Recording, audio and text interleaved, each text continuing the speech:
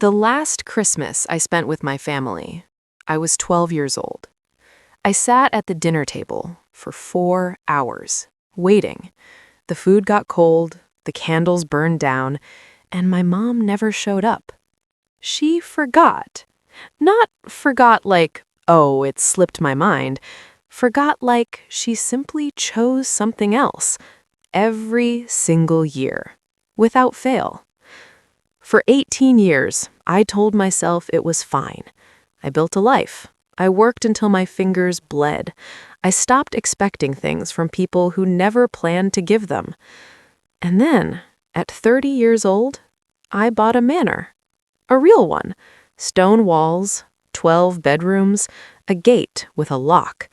That's when they remembered I existed. Beat. Music shift. Something darker, slower. And that Christmas, they broke in. My name is Elena, and I need you to understand something before I tell you the rest of this story. I was not a difficult child. I was not a troubled kid. I did not act out or make scenes or demand attention. I was quiet. I kept my room clean. I got straight A's because school was the one place where trying actually mattered. My mom, Diane, was what people called a free spirit. She moved in and out of relationships like she was trying on jackets. Every few months, new guy, new city sometimes, new energy, new beginning, whatever that meant. And me? I was the bag she forgot to unpack. Christmas was the worst, not because of what happened, but because of what didn't. Every year she'd promise. Every year she'd say, "This one's gonna be different, baby." And every year I'd sit by the window in my grandmother's house watching the driveway, waiting for headlights that never came. By the time I was 15, I stopped sitting by the window. By 17, I stopped hoping.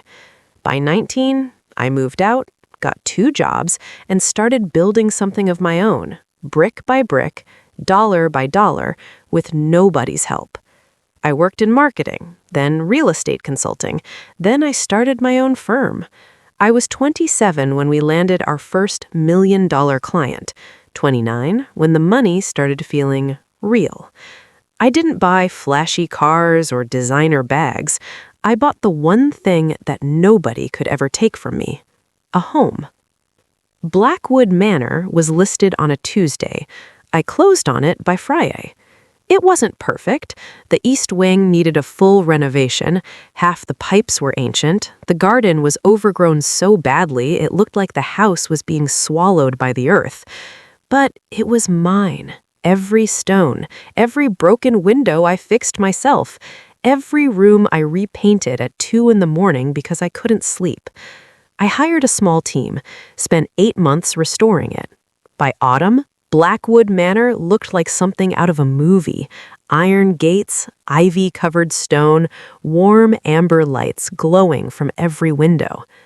I shared one photo on social media. Just one. That was my first mistake. Music tightens. Uneasy undertone begins. My phone started ringing. Numbers I hadn't seen in years, cousins I'd never met, an aunt who sent me exactly 0 birthday cards. And then, 3 months before Christmas, my mom called.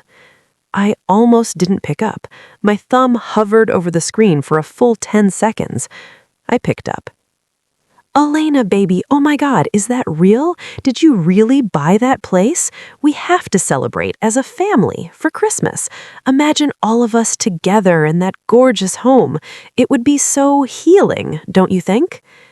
Healing. She used the word healing, and something inside me, that same 12-year-old girl sitting by the window, flinched. I said, "I'll think about it." I didn't invite her. December 24th, I had the most beautiful Christmas planned. Just me, my best friend Cass, her husband, and their 2 kids. A real tree, 9 feet tall, covered in white lights. Homemade food, a fire crackling in the stone fireplace. Peace. We were sitting around the table at 7 p.m. The kids were laughing. Cass was pouring wine. I was, for the first time in a long time that I could remember, genuinely happy. That's when we heard the gate. Sound effect. Metal gates scraping. Distant voices. Car engines. I thought I misheard. I went to the window. There were 4 cars in my driveway. My mom, her current boyfriend, my aunt, 3 cousins, 2 people I had never seen in my life before, and someone's dog. 9 people. No invitation.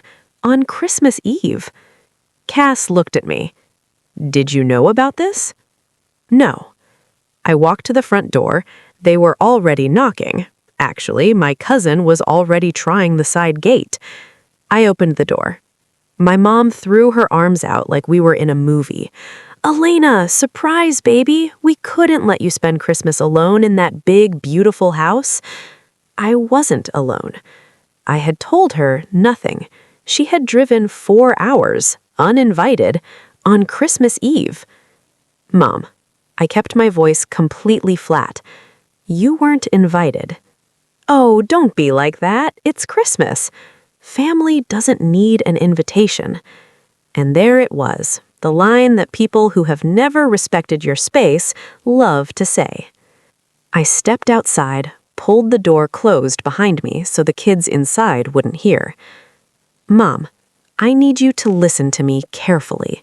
You drove here without calling, without asking, without any idea of what my plans were. You brought 8 other people to my home on a holiday I didn't invite you to. She blinked. She actually looked confused, like the concept of asking for permission had never occurred to her. But it's Christmas, Elena. Yes, and for 30 years, Christmas didn't matter to you. I sat alone. I waited for you. I stopped waiting. I built this life without you, and I will not let you walk into it just because I finally have something you want to be near. Silence. Her boyfriend coughed. One of the cousins looked at the ground. Emotional beat. Voice cracks slightly, then steadies. You don't get to show up when it's convenient. That's not how love works. That's not how family works. My mom's eyes filled with tears. She opened her mouth, and I already knew what was coming. The guilt trip. The, you're so cold, Elena. The, I did my best. I spoke first. I hope you have a safe drive. I hope you find somewhere warm to spend tonight. But this is my home, and you are not welcome here without being invited. That is a boundary, not a punishment. I went back inside. I locked the door. Cass was standing in the hallway. She'd heard everything. She didn't say anything.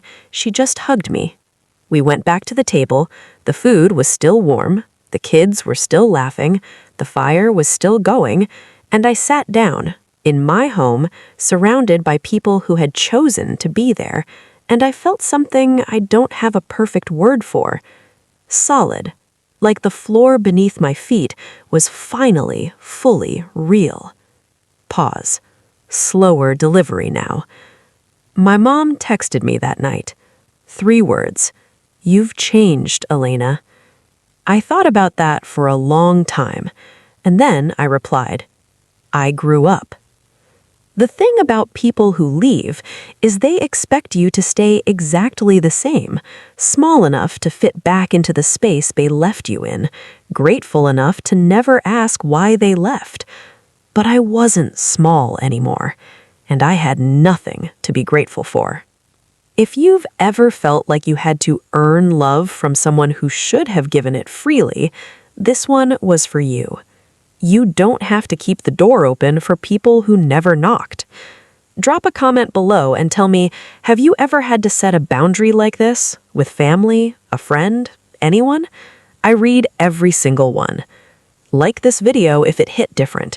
Subscribe if you want more stories like this. Real ones, unfiltered, no fluff. I'll see you in the next one.